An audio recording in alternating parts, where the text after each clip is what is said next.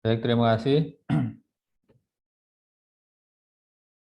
Assalamualaikum warahmatullahi wabarakatuh. Waalaikumsalam Waalaikumsalam warahmatullahi wabarakatuh. wabarakatuh. Alhamdulillah, sore hari ini kita melanjutkan perkuliahan kita membahas tentang fikih ibadah. Ya. Hari ini kita akan bahas tentang toharoh. Jadi tentu berangkat dari konsep Islam secara keseluruhan, tetapi tentu saja ada fokus pada masalah-masalah fikih. Jadi seperti yang saya berikan di awal pengantar bahwa fikih berarti berkaitan dengan ilmu pengetahuan keagamaan. Tentu ada masalah-masalah hukum di dalamnya, dan masalah-masalah hukum itu tidak begitu saja diputuskan, tentu ada landasan-landasannya. Nah, yang sering digunakan itu adalah ilmu alat yang disebut dengan usul fikih, sedangkan fikih itu adalah produk ilmunya itu sendiri. Meskipun pada akhirnya juga kadang-kadang ditanyakan mengenai alasan-alasan hukum itu sendiri. Nah, di hadapan kita ada kelompok satu yang anggotanya itu adalah Mas Ben, kemudian Faris, Fairus, terus Mala itu nama lengkapnya siapa? Mala Ifna. Mala Ifna. Sudah masuk belum? Iku Pak, terusnya ada keperluan ngonten izin Oh. anaknya. Hah? Anaknya? Nggih. Jadi pesannya cuma gitu. Iya, berarti bertiga ya. Enggak apa-apa, nanti dikasih ini apa namanya itu tugas di e-learning ya. Ya, jadi kita kan bukan hanya di Zoom tetapi juga di e-learning. Baik, mari kita buka perkuliahan ini dengan baca basmalah. Bismillahirrahmanirrahim. Mudah-mudahan nanti ada apa namanya manfaatnya, ada penambahan pengetahuan kita, baik itu masalah ya, pertanyaan ataupun hal yang informasi yang baru dan sebagainya. Silakan untuk siapa dulu bergantian. Ini saya share screen dulu.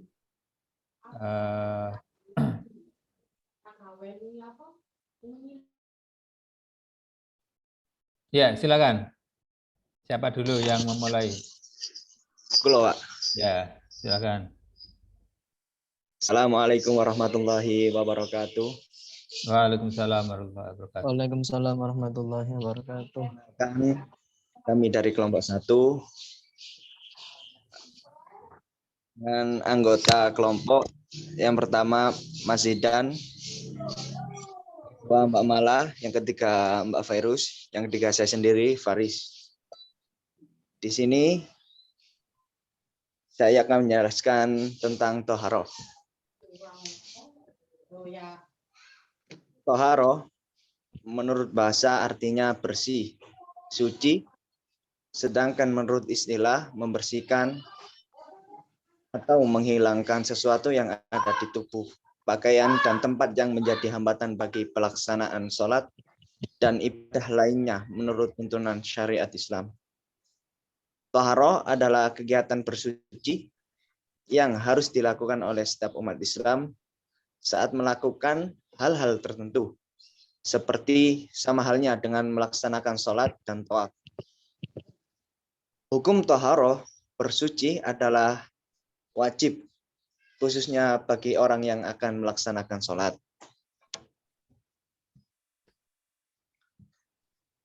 Dalil taharah bersih dari najis dan menghilangkan merupakan suatu kewajiban bagi yang tahu akan hukum dan mampu melaksanakannya.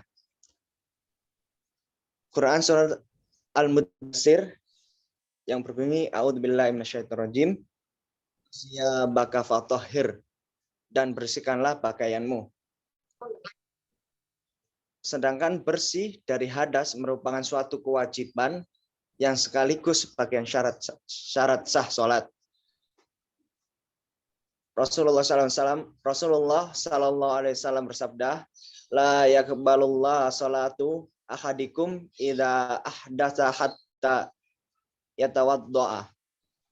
Allah tidak menerima sholat salah seorang di antara kalian jika ia berhadas hingga dia berwudu.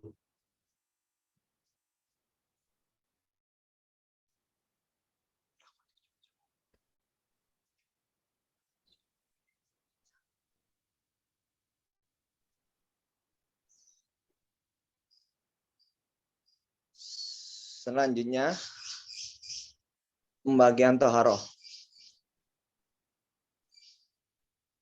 Toharoh lahir, bersuci dari hadas, kotoran, najis, dan lain-lain. Berwudu, mandi, dan tempat ibadah. Yang kedua, toharoh batin, membersihkan diri dari berbagai macam kemusyrikan dan kemaksiatan, menguatkan tauhid dan beramal.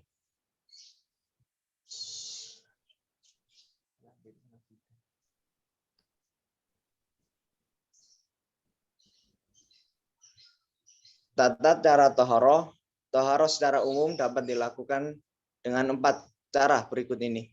Yang pertama, membersihkan lahir dari hadas, najis, dan kelebihan-kelebihan yang ada dalam badan.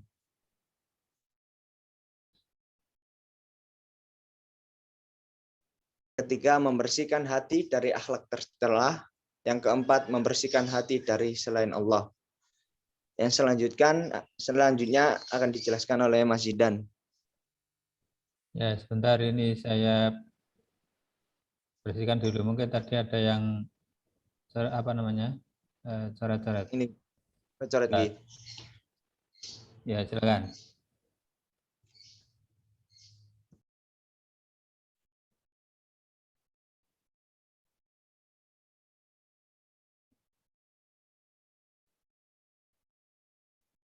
Silakan. Siapa? Saya Pak Ya. Zidan. Ya. Mengenai tentang pembagian najis, di sini najis dibagi menjadi 3. Yang pertama najis mukhaffafa ataupun najis ringan. Jadi contohnya itu seperti kencing anak kecil yang belum memakan makanan lain selain ASI dari ibunya. Mencuci benda yang kena najis ini digunakan melalui percikan air saja yang terkena benda najis tersebut. Lalu yang kedua, ataupun najis mutawasito ataupun najis sedang. Najis ini dibagi menjadi 2. Pertama, najis ainiyah, yaitu benda yang pada asalnya memang najis dan tidak bisa disucikan. Cara mencuci najis ini cukup dengan mengalirkan air di atas benda yang kena itu. Lalu yang tentang kedua, najis hukmiyah.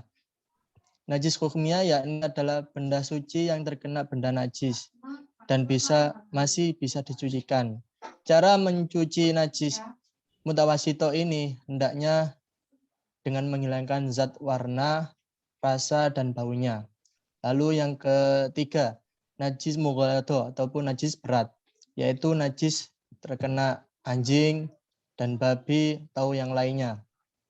Benda yang terkena najis ini hendaklah dibasuh 7 kali dengan air, 1 kali diantaranya hendaklah dibasuh dengan air yang dicampur dengan tanah. Jadi seperti itu mengenai penjelasan najis. Untuk yang hadas dilanjutkan oleh Fairuz.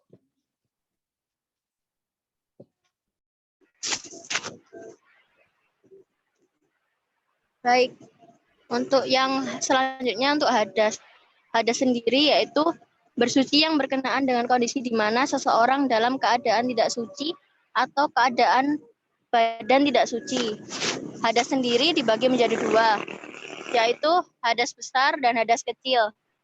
Hadas kecil segala sesuatu yang membatalkan wudhu. Contohnya seperti buang air kecil, buang air besar, kentut, dan lain-lain. Cara bersucinya sendiri dengan wudhu atau bertayamum. Kemudian untuk hadas besar, yakni sesuatu yang menyebabkan mandi besar. Contohnya haid, nifas, suami istri, meninggal dunia, dan lain-lain. Cara bersucinya dengan mandi wajib atau mandi junub. Selanjutnya akan dilanjutkan oleh Malah.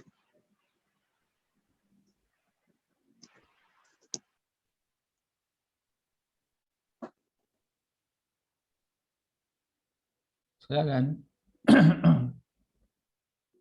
Berhubungan Malahnya tidak bisa mengikuti, kita ganti yang lainnya aja Pak ya. Saya sendiri mungkin. Silakan. Mungkin dari pandangan kami kelompok 1, setelah kita kaji mengenai fikih toharo atau fikih ibadah mengenai toharo ini memiliki beberapa kemanfaatan. Yang pertama mungkin dari segi Islam, lalu dilihat dari segi sosial, kesehatan, dan segi ibadah, tata cara beribadah. Yang pertama, bersuci adalah bentuk pengakuan Islam kita terhadap pengakuan Islam yang utuh ataupun syariat Islamnya. Sebab Islam adalah agama yang fitrah, maka kita sebagai manusia harus menjalani perintah-perintah hal yang selaras dengan fitrah manusia tersebut. Lalu yang kedua, mengenai sosial, menjaga kemuliaan dan wibawa umat Islam. Orang Islam sangat mencintai kehidupan bermasyarakat yang aman dan nyaman. Mungkin dari situ, mungkin dari kemuliaan kita bergaul kepada sesama manusia, mungkin dilihat dari kebersihannya, kita bisa melihat orang tersebut, orang ini bersihan, jadi enggak seharusnya kita untuk meninggalkannya ataupun tidak menemani. Jadi harus saling melengkapinya. Lalu yang ketiga, menjaga kesehatan. Kebersihan ialah bagian paling penting yang memelihara seseorang dari beragam macam bentuk penyakit.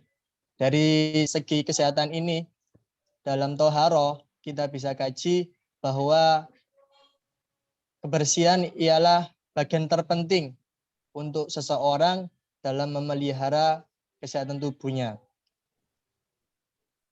Lalu yang keempat, menyiapkan diri dengan keadaan yang terbaik saat menghadap Allah.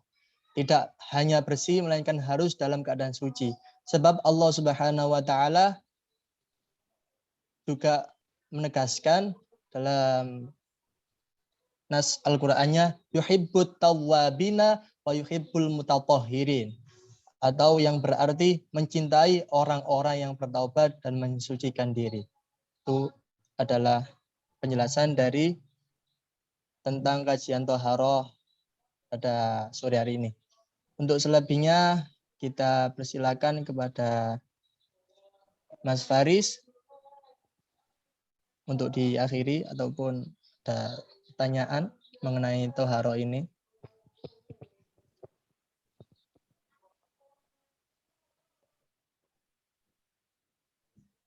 Mungkin dari teman-teman ada pertanyaan yang belum jelas. Ya, baik ya. Jadi nanti apa namanya? Pertanyaannya tidak di sini ya. Pertanyaannya adalah di e-learning. Saya cuma memberikan beberapa komentar saja. Yang pertama tentang ini apa namanya?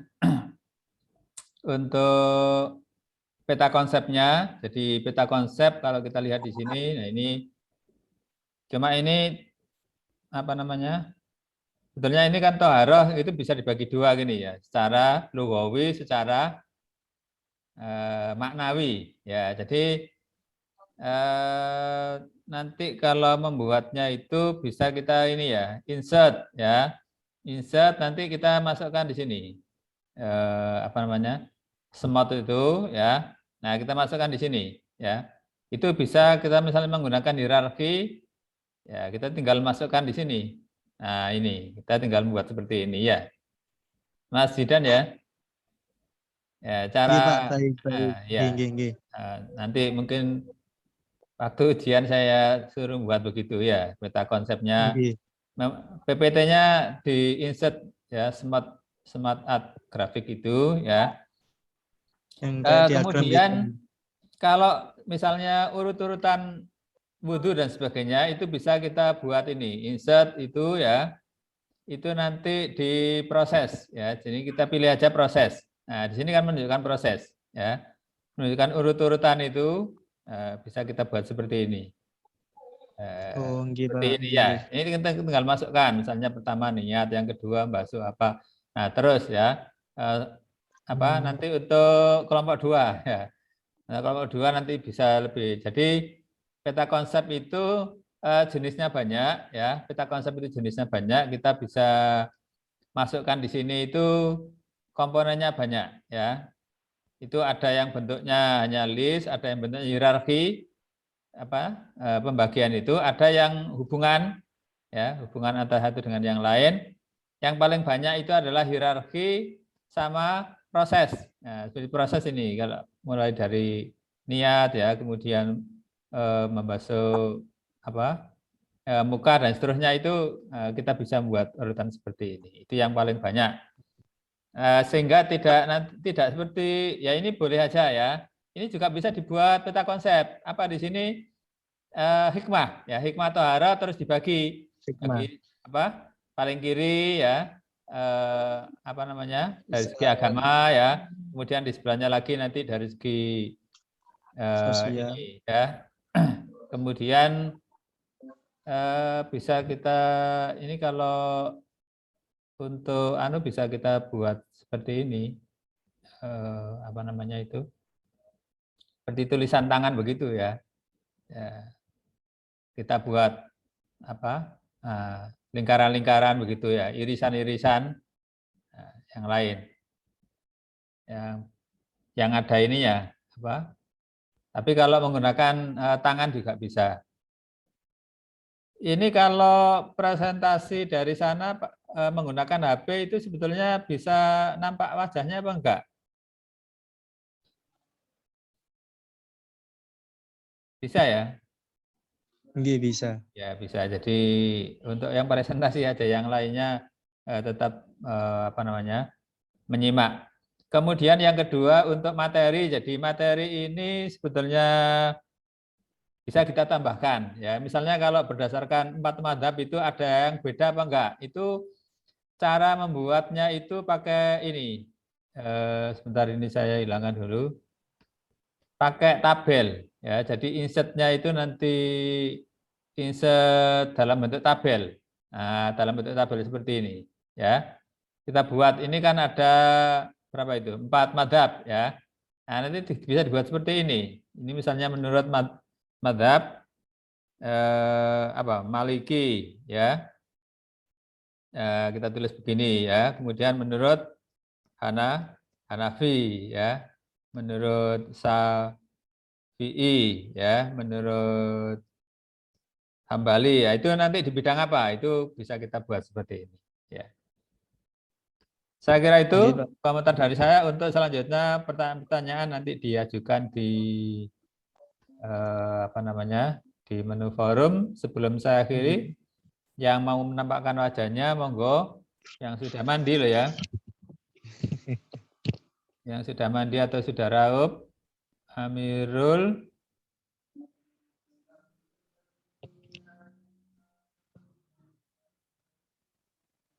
Amirul ini mengulang dah, bukan? Enggak ya? Awina, Hafid, Dahnia, Tayus yang presentasi tadi, Ahnaf, Maulida, Safira, Vina, Gulam, Amalia. Saya hitung, saya screenshot. Ya, jilbabnya ditoto. Ya, sudah ganteng. Nah, ini dia. Torik bin Ziyad masih tidur. Hadir, Pak. Hadir. Oh, saya kira tidur. Saya hitung. Ya. 1, Kayak lo butuh. 2, Ayo Virus. Nah, Salman. Sudah ya? 1, 2, 3. Ini 2 kali ya. Bentar ini saya masukkan dulu. Ini kalau kuliah itu nanti pakai laporannya gini ya, screenshot. Kalau laporan ke Pak Rektor itu. Oh, Lancar nggih. apa enggak? Iya, nanti laporannya sungguh-sungguh apa tidak. Jadi kita screenshot. Saya hitung lagi. 1, ininya biar yang belakang-belakang kelihatan semua ya. 1, 2, 3. Mas David itu sudah berkeluarga Pak? Di rumah orang tua atau di mana itu? Di Tibet Alfat, Pak. Belum Eh? berkeluarga. Belum berkeluarga. Di mana? Alfat. Punya warung itu ya kelihatannya. Bukan. Restoran. Tibet Alfat. Rumah Tafis Bet Alfat. Rumah Tafis Bet Alfat. Punya Oh, Pak Eko Alfat. Alfanto. Ya, terima kasih.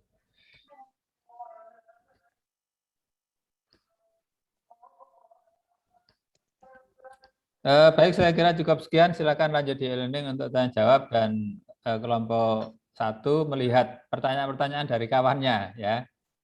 Direspon ya, dijawab sebisanya. Pak. Terima kasih. Kita tutup dengan baca hamdalah. Alhamdulillahirabbil alamin. Alhamdulillahirabbil alamin. Ada manfaatnya untuk pengembangan. Dari saya cukup sekian. Wabillahi taufiq wal hidayah wa ridha wal inayah. Wassalamualaikum warahmatullahi wabarakatuh. Waalaikumsalam warahmatullahi wabarakatuh. Ya, punya murid-murid apa itu? Hafalan Al-Quran ya? Murid ngaji. Iya, Pak. Hafalan tahfidz? Tahfidz apa ngaji biasa? Iya, Rumah Tafis. Oh, Bet rumah Alfat. tahfidz. Iya, Oh, Pak. yang dia ya, Pak Eko. Tanggulangin. Iya, Pak Eko. Pak Eko Alfanto. Pak Eko Asmanto. Iya. Oh iya, sukses. Ya. Terima kasih, saya akhiri.